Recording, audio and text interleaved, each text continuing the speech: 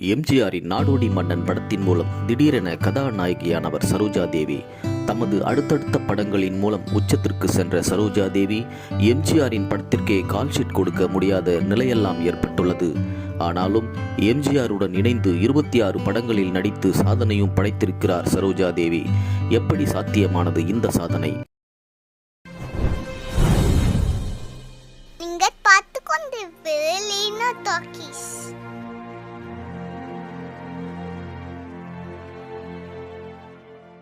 கன்னடத்து பைங்கிலி என்றும் அபிநய சரஸ்வதி என்றும் ரசிகர்களால் கொண்டாடப்பட்ட நடிகை சரோஜா தேவி தமிழ், தெலுங்கு, கன்னடம் உள்ளிட்ட மொழி திரைப்படங்களில் 161 படங்களில் கதாநாயகியாக நடித்து சாதனை படைத்துள்ளார்.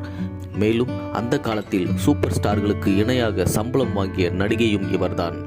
சரோஜா தேவி தமது 17ஆம் வயதில் 1955ஆம் ஆண்டு கன்னடத்தில் வெளியான மகாகவி காளிதாசா என்ற படம் மூலம் நடிகையாக அறிமுகமானார். ஹொன்னப்ப பாகவதர் நாயகனாக நடித்த இந்த படம் தமிழில் மகாகவி காளிதாஸ் என்ற பெயரில் மொழி மாற்றம் செய்யப்பட்டு வெளியானது.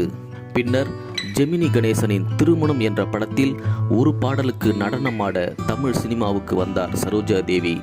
அந்த படத்தில் சரோஜா தேவியின் நடனத்தை பார்த்து ரசித்த இயக்குனர் கே. சுப்பிரமணியம் அவர் கன்னடத்தில் இயக்கிய கச்ச தேவயானை படத்தில் நாயகியாக்கினார். தொடர்ந்து கதாசிரியர் சின்ன அண்ணாமலை பரிந்துரையின் பேரில் அவர் கதை எழுதி தயாரித்த தங்கமலை ரகசியம் படத்தில் எவனமே என் எவனமே என்ற பாடலுக்கு நடனமாடவும் சிறு பாத்திரத்தில் நடிக்கவும் வாய்ப்பளித்தார் இயக்குனர் B.R. பந்துலு. பின்னர் கதாசிரியர் சின்ன அண்ணாமலை தயாரிப்பில் எம்ஜிஆர் நடிக்க இருந்த திருடாதே படத்தில் நாயகியாக ஒப்பந்தமானார்.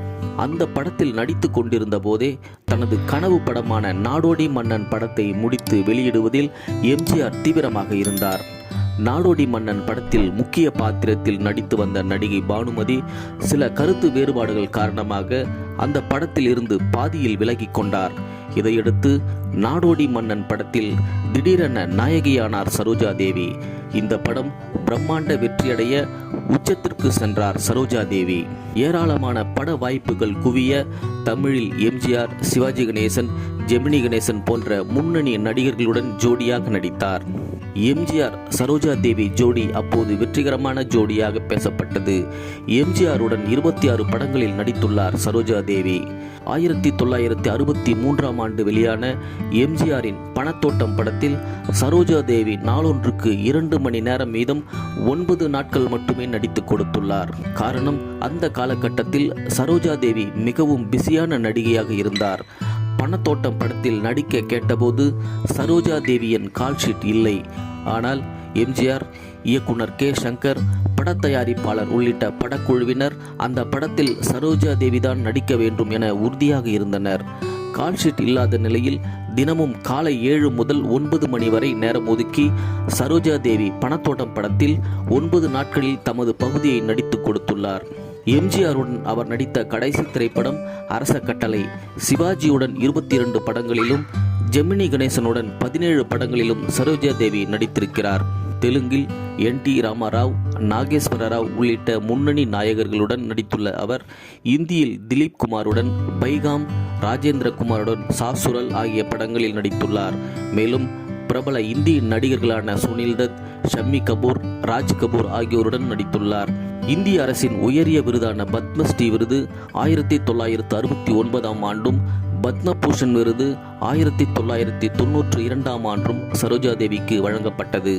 மத்திய அரசின் வாழ்நாள் சாதனையாளர் விருதையும் சரோஜா தேவி 2008ஆம் ஆண்டு பெற்றார். மேலும் பல மாநில அரசுகளின் விருதுகளையும் அவர் பெற்றுள்ளார். சரோஜா தேவி 1938ஆம் ஆண்டு ஜனவரி 7ஆம் தேதி கர்நாடக மாநிலம் மைசூரு அருகே உள்ள சென்னப்பட்னாவில் பைரப்பா ருத்ரம்மா தம்பதிக்கு 4வது மகளாக பிறந்தார். அவரது இயற்பெயர் ராதா தேவி.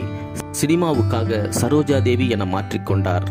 அவருக்கு பாரத் எலக்ட்ரானிக்ஸ் நிறுவனத்தில் பணியாற்றிய ஹர்ஷா என்ற பொறியாளருக்கும் 1967ஆம் ஆண்டு திருமணம் நடைபெற்றது. இந்த தம்பதிக்கு இந்திரா என்ற பெண் குழந்தையும் கௌதம் ராமச்சந்திரன் என்ற ஆண் குழந்தையும் உள்ளனர். புவனேஸ்வரி என்ற தத்து குழந்தையும் உண்டு. 1986ஆம் ஆண்டு ஹர்ஷா உடல்நலக் குறைவால் காலமானார். கணவரின் மறைவுக்கு பிறகு அவ்வப்போது திரைப்படங்களில் நடித்து வந்த சரோஜா தேவி 1997ஆம் ஆண்டு சிவாஜி விஜய் நடித்து வெளியான ஒன்ஸ் மோர் திரைப்படத்தில் நடித்திருந்தார்.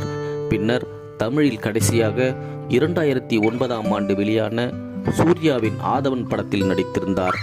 இந்த நிலையில் உடல்நல குறைவு காரணமாக 14/7/2025 அன்று காலமானார்.